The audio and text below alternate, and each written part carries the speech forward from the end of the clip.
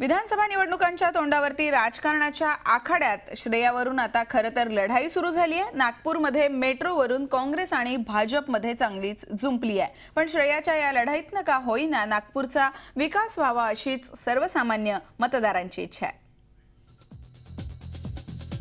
राज्यात विधानसभा निवडणुका तोंडावर आल्या असतानाच उद्घाटन आणि भूमिपूजनाचा धडाका सुरू झालाय। राज्याची राजधानी असलेल्या मुंबईत नुकतीच मेट्रो सुरू झाली। राज्याची सांस्कृतिक राजधानी असलेल्या पुण्यात मेट्रोचं काम मात्र पुढे सरकत नाहीये। पुण्यातल्या एका कार्यक्रमात मुख्यमंत्री पृथ्वीराज चव्हाण आणि दळणवळण मंत्री नितीन गडकरी यांच्यात यावरूनच कलगीतुरा रंगला। आता राज्याच्या उपराजधानीत म्हणजेच नागपुरात मेट्रोवरूनच श्रेयाची लढाई सुरू झालीय।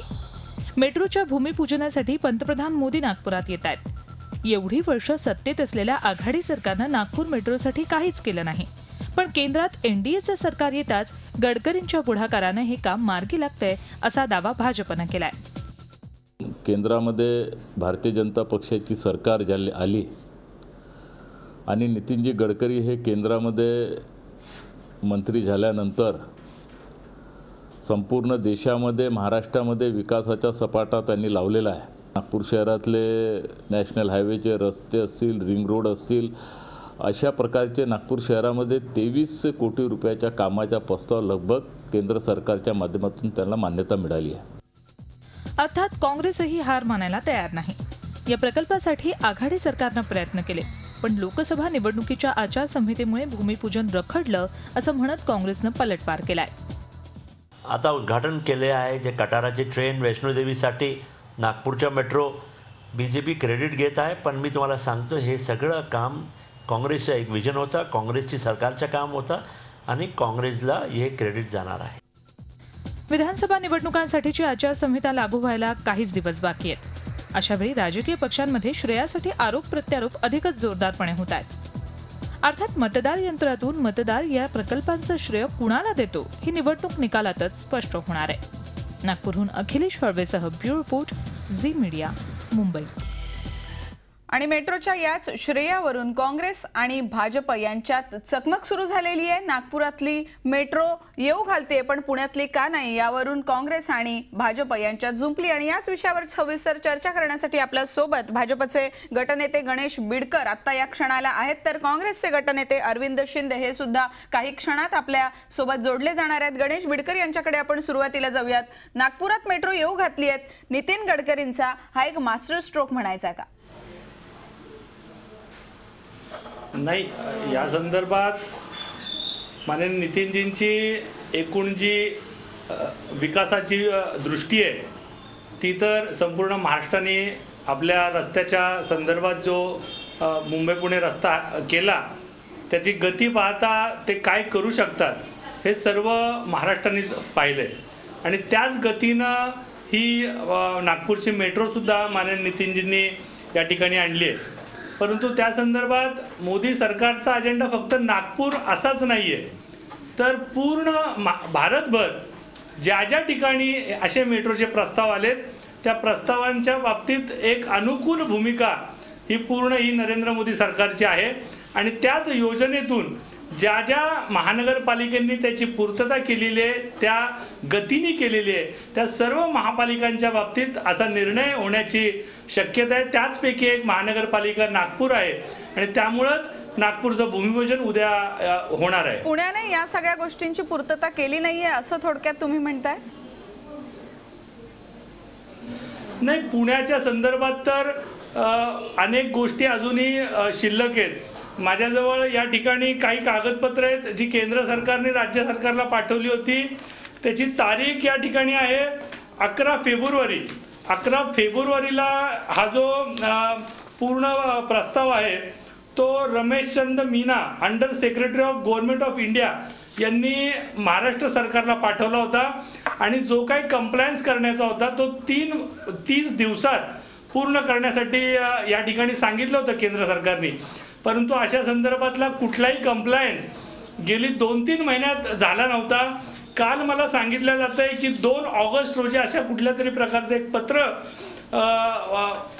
राज्य सरकारने केंद्र सरकारला पाठवलंय, परंतु त्या संदर्भातला काय नक्की कंप्लायन्स झाला तो या ठिकाणी अजून उपलब्ध होत नाहीये। थोडक्यात महापालिका पाठपुरावा करण्यामध्ये कमी पडली असं तुम्ही म्हणताय? महापालिका, राज्य सरकार हे दोन्ही या ठिकाणी कमी पडलेत. कारण अनेक त्रुटी दिल्लीच्या मेट्रोच्या संदर्भातली जी कमिटी आहे तिने केलं होतं. रेल्वेच्या खात्याने काही निरीक्षणं नोंदवली होती. त्याचप्रमाणे पर्यावरण खाते, अनेक खाती होती की ज्यांनी पुण्याच्या मेट्रोच्या संदर्भात काही आपली निरीक्षणं नोंदवली होती आणि त्या संदर्भातला कंप्लायन्स अजून सुद्धा पुणे महानगरपालिकेने किंबहुना राज्य सरकारने केलेला नाहीये आणि त्यामुळेच पुण्याला उशीर होतोय असं माझं ठाम मत आहे. या संदर्भात पुण्याची जी एक कंपनी करायची आहे त्या संदर्भातली पण अजून कुठल्याच प्रकारची पुढे त्याला गती आलेली नाहीये की त्याला एक पूर्ण वेळ अधिकारी नेमायचा होता. त्या संदर्भातली पण आजपर्यंत कोणत्याही प्रकारची अधिकाराच्या संदर्भातली चर्चा झालेली नाहीये. जी SP ची कंपनी करायची होती त्या कंपनी संदर्भातले जे काही त्याचं मिनिट्स असतील त्या संदर्भातली त्याचं गठन कुठल्या पद्धतीचं असेल, त्यात कोण कोण असेल, अशा अनेक त्रुटी अजूनही मेट्रोच्या प्रकल्पाबाबत आहेत. आणि गेली अनेक वर्ष काँग्रेस सरकार या संदर्भात नुसतं आश्वासनं देत आहे, परंतु गेल्या 15 वर्षात राज्य सरकारने या संदर्भात कुठलंही ठोस पाऊल आजपर्यंत उचललेलं या ठिकाणी आम्हाला दिसत नाही. बरोबर आहे, ठोस पाऊल उचललं नाही असं तुम्ही म्हणताय, पण पुणे मेट्रोच्या संदर्भातला प्रस्ताव हा नेमका आता कोणत्या टप्प्यावरती रखडलाय आणि काय गोष्टींची पूर्तता होणं बाकी आहे? या संदर्भात खरं पुणे मेट्रोचा जो प्रस्ताव आहे त्याला दिनांक 11 फेब्रुवारीच्या या पत्रानुसार subject to principle approval for taking up Pune metro rail project phase 1 अशा पद्धतीचे एक टेक्निकल मान्यता केंद्र सरकारने दिलेली आहे. व त्यानंतर या संदर्भात पूर्ण प्रोसेस ही राज्य सरकारने करायची आहे. त्यांनी त्यातले काही त्रुटी त्या प्रकल्पातल्या राज्य सरकारला दाखवल्या होत्या की ज्या बजेट पूर्वी आम्हाला द्या म्हणजे या संदर्भातलं बजेटमध्ये तरतूद करता येईल, परंतु त्या संदर्भातलं कोणतंही कंप्लायन्स फेब्रुवारी ते या ऑगस्टपर्यंत केलेलं या ठिकाणी दिसून येत नाही. त्यामुळे मुख्यमंत्री आपलं अपयश लपवण्यासाठीच अशा प्रकारचा आरोप नितीनजींवर किंवा भारतीय जनता पार्टी किंवा मोदी सरकारवर करतंय. परंतु त्यांनी आधी बरोबर आहे, तुम्ही म्हणताय मुख्यमंत्री अपयश लपवण्यासाठी गडकरींवर अशा स्वरूपाचा आरोप करतायत, पण जनता मात्र या सगळ्याचा हिशोब जो आहे तो विधानसभेत देणार आहे. भाजपच्या वतीनं बाजू मांडलेली आहे गणेश बिडकर यांनी. अरविंद शिंदे सुद्धा आपल्याला थोड्याच वेळात जॉईन होतील. त्यांचं सुद्धा काय म्हणणं आहे? पुणे महापालिका कमी पडली आहे का? राज्य सरकारनं पाठपुरावा योग्य पद्धतीनं केला नाही का? जे नागपूरकरांचं स्वप्न पूर्ण होत आहे ते पुणेकरांचं का होऊ नये, असे सगळे जनतेच्या मनातले प्रश्न आपण या कार्यक्रमात चर्चेला घेणार आहोत. नागपूरमध्ये मेट्रो धावतीये पण पुण्यात का नाही, या विषयावर आपण चर्चा करतोय. काँग्रेसचे गटनेते अरविंद शिंदे आपल्या सोबत आहेत. अरविंदजी, आपण काही वेळापूर्वीच पाहिलं बिडकर यांनी सुद्धा अशा प्रकारचा आरोप केला. राज्य सरकार आणि महापालिका ही कागदपत्रांची पूर्तता करण्यात आणि एकूणच या विषयाचा पाठपुरावा करण्यामध्ये कमी पडली आणि म्हणूनच पुण्याची मेट्रो येण्यास उशीर झालाय. याला सर्वस्वी जबाबदार काँग्रेस आणि आघाडीचं सरकार आहे. काय आपली प्रतिक्रिया? ह्याच्यामध्ये स्पष्टपणे येतं विषय की काँग्रेसनी किंवा काँग्रेसच्या सरकारने वेळेवर दिलेला विषय आहे. तुम्ही जर बघितलं तर पुणे महानगरपालिकेने सर्वात पहिला DPR मान्य केला, त्याची सर्व पूर्तता करून तो मान्यतेसाठी राज्य सरकारकडे पाठवला. राज्य सरकारकडनं तो केंद्र सरकारकडे गेला आणि ह्याच्या पुढची माहिती तुम्हाला सांगतो की नागपूर आणि हे दोन्ही एकाच वेळेला म्हणजे फेब्रुवारी 2013ला अप्रुव्हल मिळालं विदाऊट फायनान्शियल कंडिशन्स. आता असं असताना जर दोन्हींना प्रिन्सिपल मान्यता मिळाली जर असेल तर मग फक्त नागपूरलाच फायनान्शियल असिस्टन्ससाठी कॅबिनेट का बोलवावी, पुण्यासाठी का नाही बोलवावी? पुणे मेट्रो हा विषय अत्यंत सूडबुद्धीचा आहे असं मला म्हणायचं आहे. आणि जर तुम्ही ट्रॅफिकचा विषय जर घेतलात तर तुम्हाला सर्वे सांगेल की नागपूरपेक्षा पुणे इज मोस्ट कंजेस्टेड. म्हणून metro has to be on म्हणजे प्रायोरिटी पुण्याला दिली पाहिजे होती तर ती नागपूरला दिली. आमचं म्हणणं नागपूरला दिली तर आमचं काही विरोध नाही, पण मग पुण्यालाही त्याच वेळेला द्यायला पाहिजे होती. पुणे आणि नागपूर एकत्र करायला पाहिजे होतं. ह्याच्यात तो दुजाभाव केला नव्हता पाहिजे. ह्याचं उदाहरण मी देतो आणि मी तुम्हाला प्रूफ करून सांगू शकतो. पुणे शहरातला पर्वतीचा वॉटर प्लांट ह्याला मान्यता मिळालेली असताना 175 कोटी ती सुद्धा ह्या केंद्र सरकारने रद्द केली. या संदर्भात म्हणजेच मला ह्या एक मुद्दा पद्धतीने मांडायचा दोन्ही आहे. पद्धतीने प्रत्येक पुणे गोष्टीचा शहराच्या एक पाण्याचा वेगळा गंभीर वेगळा प्रश्न वेगळा. आमचे मेट्रो रद्द करते आणि एकीकडे असं भाषण करतात की आम्हाला सूडबुद्धी करायची नाहीये. अरे तुम्ही साबित करताय की तुम्ही काय करताय ते. म्हणजे मी काय तुम्हाला असं नवीन म्हणायचं सांगायची आहे गरज की नाही. या इट इज ऑन विषयाचा ब्लॅक अँड व्हाईट पाठपुरावा पेपरवर. करण्यामध्ये काँग्रेस कुठेही कमी पडली नाही. भाजप हे राजकारण करताय असं तुम्हाला म्हणायचं आहे का? अगदी स्पष्टपणे जर राजकारण नसेल तर दोन्ही मेट्रोला त्याच वेळेला कशी मान्यता मिळाली, प्रिन्सिपल मान्यता? त्या काही वेळापूर्वीच गणेश बिडकर यांनी आपल्याला जी माहिती दिली, आपण थोडेसे उशिरा आलात, त्यावेळी त्यांनी सांगितलं की 11 फेब्रुवारी नंतर 30 दिवसाच्या आत सर्व कागदपत्रांची पूर्तता करणं अपेक्षित होतं, जे काँग्रेसकडनं होऊ शकलं नाही. ही वस्तुस्थिती आहे की नाही?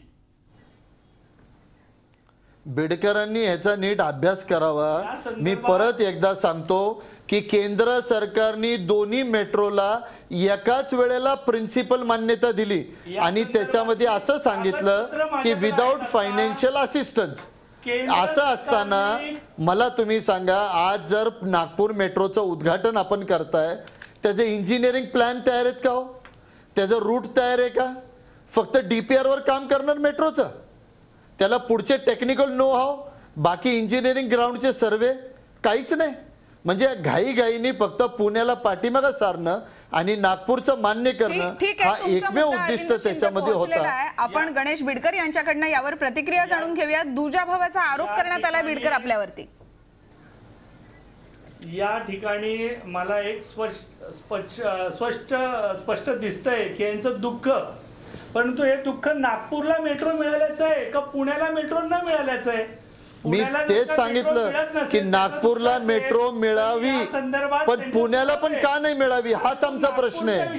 बिडकर प्रश्न ज्या वेळेला दोघांना प्रिन्सिपल मान्यता आहे, नागपूरला पूर्ण कंप्लायन्स केला आहे, त्या संदर्भातली कागदपत्र उपलब्ध आहे, त्याची SPG ती जी कंपनी आहे त्या महानगरपालिकेने स्थापित केली आणि त्या संदर्भातली कागदपत्र केंद्र सरकारला दिली आहेत. या संदर्भातला जो बिडकर शिंदे यांनी जो मुद्दा उपस्थित केला आहे, प्रिन्सिपली मान्यता मिळणं प्रकल्पाला, प्रिन्सिपली मान्यता मिळणं, यावरती उत्तर द्या.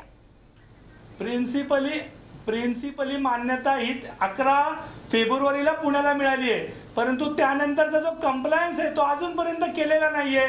तो राज्य सरकारने करणं अपेक्षित आहे. राज्य सरकार तो करत नाही आणि स्वतःचा अपयश झाकण्यासाठी हे दुःख करतायत.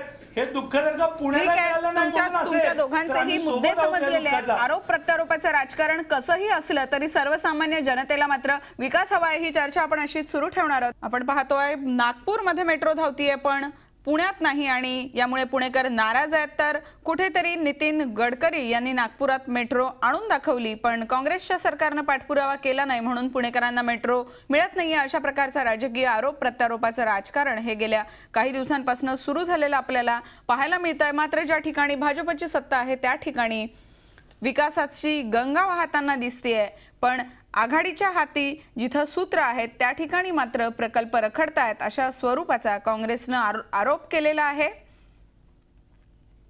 त्यामुळे नागपूरकरांना मेट्रो मिळत असेल तर ती पुणेकरांना का नको, असा साहजिक प्रश्न सर्वसामान्यांच्या मनातही उपस्थित झालाय.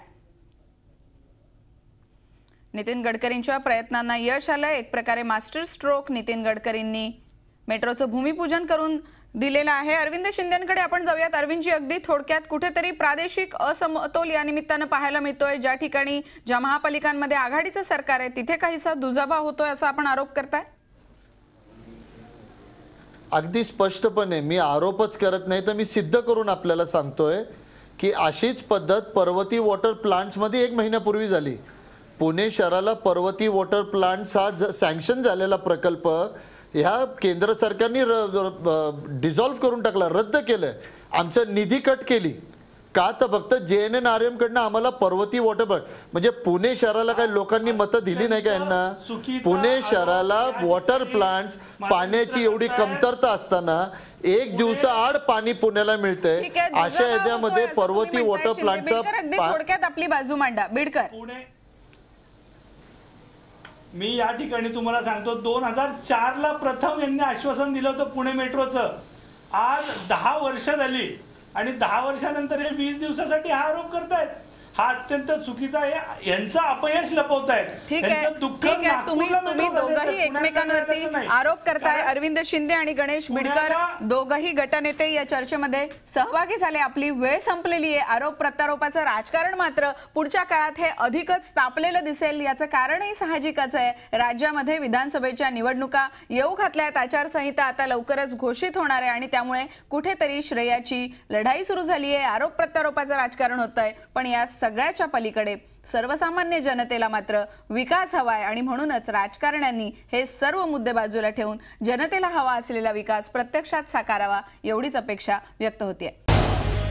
झी 24 तास रहा एक पाऊल पुढे.